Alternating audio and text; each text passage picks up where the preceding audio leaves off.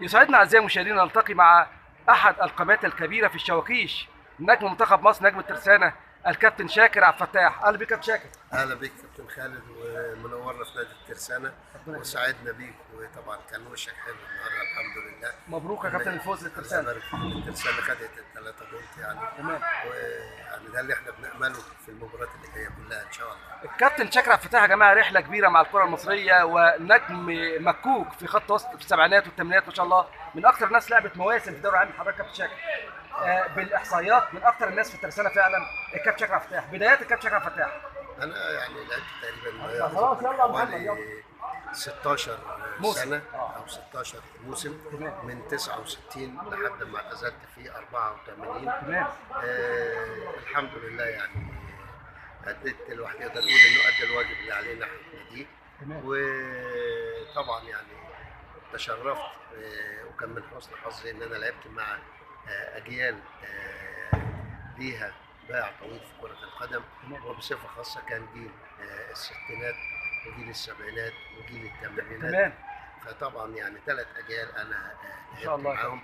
فالحمد لله أنا فخور وأشرف إن أنا زميلت الأجيال الثلاثة ديت. تمام. وبعد كده طبعا اتجهت للتدريب، برضو اشتغلت في التدريب فترة كبيرة داخل مصر وخارج مصر، في ترسانة وبره الترسانة في دول الخليج وفي السعودية. يعني الحمد لله راضي عن مسيرتي التدريبية بصفة خاصة خارج مصر. لكن تمام. في داخل الامارات يا كابتن كان لك في الامارات باع كبير يعني ما شاء الله. انا اشتغلت في النادي العربي ونادي العين. انا واخد مع نادي العين ما يقرب من حوالي 6 بطولات ما شاء الله. واخد نفس القصه دوري المحترفين. دوري المحترفين. ايوه الاماراتي. في الامارات. وفي نادي الشارقه كان لما هبط انا مسكت الشارقه وفزنا بالدوري من قبل ما تنتهي الموسم ب6 ماتشات. نفس القصه مع نادي الامارات في راس الخيمه، برضه حصلنا على الدوري وصعد الامارات. طبعا يعني الحمد لله راضي عن مسيرتي التدريبيه خارج مصر، لكن كلها اقدار. لكن داخل مصر طبعا للاسف تتدخل حاجات كتير، محسوبيات، صحوبيات، امور كتير طبعا الواحد مش داخل فيها. لكن برضو انا اديت واجب ناحيه ناديه كنادي الترسانه. انا صعدت مع الترسانه مرتين، مره كنت انا وكابتن شاذلي، ومره كنت انا بمفردي، ومره ثانيه كنت واحنا في الدوري الممتاز. قعدنا اكتر من حوالي 16 او 14 اسبوع ما بين الاول لحد الثالث، لحد حصلت ظروف في النادي كده. كان ممكن النادي ياخد البطوله. مجلس الاداره اتشال وبتاع، فعملت يعني خلخله شويه. لكن الحمد لله ادينا وجبنا ناحيه النادي.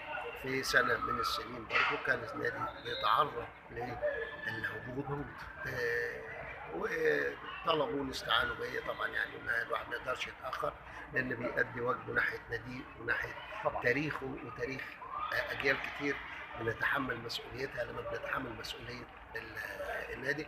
وده كان سنه 17 كانت الترسانه في المركز ال 18. حضرتك جيت فعلا لبيت النداء وقطعت عقدك في الامارات وجيت هنا.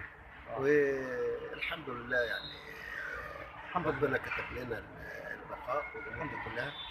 يعني انا حاليا يعني بشغل منصب مستشار كره القدم بالنسبه لمجلس الاداره ورئيس النادي. احنا طبيعي من غير اي منصب من المناصب في اي وقت طبعا بنقدر نقدم المشوره او المعاونه او العمل لما فيه مصلحه نادي الترسانه، النادي على اي حال.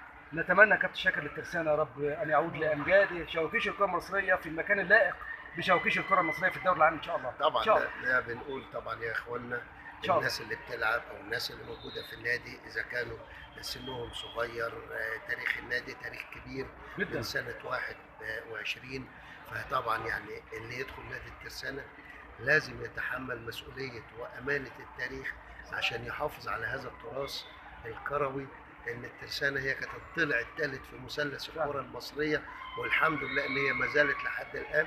بنتمنى طبعا ان المباريات القادمه للفريق الاول ان يحافظوا على المكسب ويكون عندهم الدافع ويبقوا عارفين هم كل واحد بيلعب في مركز ما.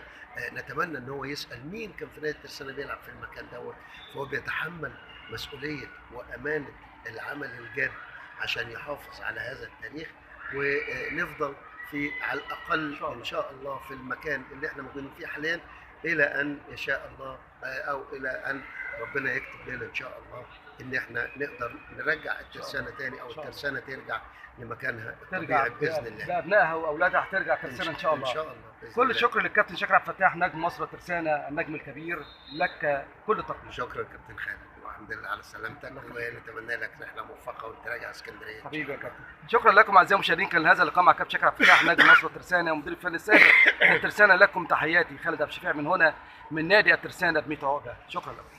خلي بالك حبايبنا على البحر.